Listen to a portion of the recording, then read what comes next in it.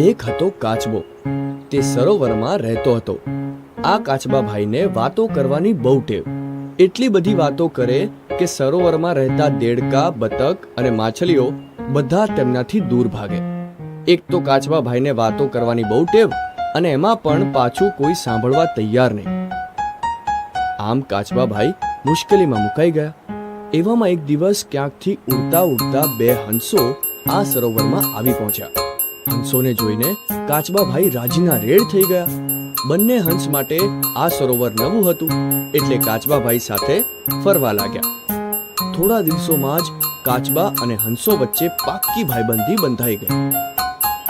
મજાના દિવસો પસાર થઈ રહ્યા હતા.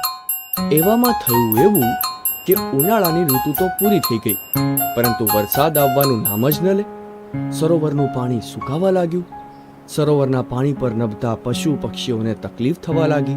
એટલે હંસોએ તે જ્યાંથી આવ્યા હતા તે સરોવરમાં પાછા જવાનો નિર્ણય લીધો. આ વાત જાણીને કાચબાભાઈ દુખી થઈ ગયા. કાચબાને થયું કે હંસ ચાલ્યા જશે પછી પોતે કોની સાથે વાતો કરશે. કાચબાએ બંને હંસને કહ્યું, મારે પણ તમારી સાથે આવવું છે.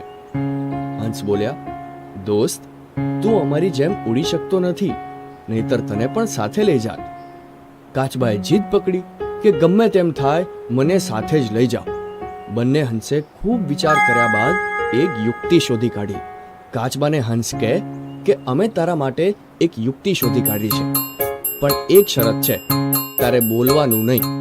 કાચબો કહે, મને મંજૂર છે, હું તમે નહીં કહો ત્યાં સુધી નહીં બોલું. બંને હંસોએ એક મજબૂત લાકડી લીધી. લાકડીના બે અલગ અલગ છેડા હંસોએ તેમની ચાંચમાં પકડ્યા. લાકડીને વચ્ચેથી કાચબાએ દાંતથી પકડી. હંસ ઉડવા લાગ્યા અને સાથે કાચબો પણ ઉડ્યો.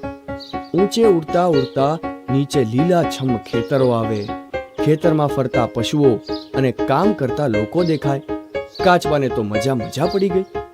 આટલા ઊંચેથી આ બધું જોવાનો લાવો કાચબાને જિંદગીમાં પહેલીવાર મળી રહ્યો હતો. કાચબો આ મજાની વાત કરવા માંગતો હતો, પરંતુ તેને યાદ આવ્યું કે રસ્તામાં બોલવાની હંસોએ ના પાડી છે, એટલે ચૂપ રહ્યો. આગળ જતા એક ગામ આવ્યું. ગામ લોકો હંસની સાથે ઉડતા કાચબાને જોઈને વિચારવા લાગ્યા કે હંસ શું પકડીને ઉડી રહ્યા છે. બાળકો હંસની સાથે ઉડતા કાચબાને જોઈને જુદા જુદા અનુમાન કરવા લાગ્યા. એક છોકરો કહે, જુઓ, હંસો કેવું પોટલું લઈને ઉડી રહ્યા છે.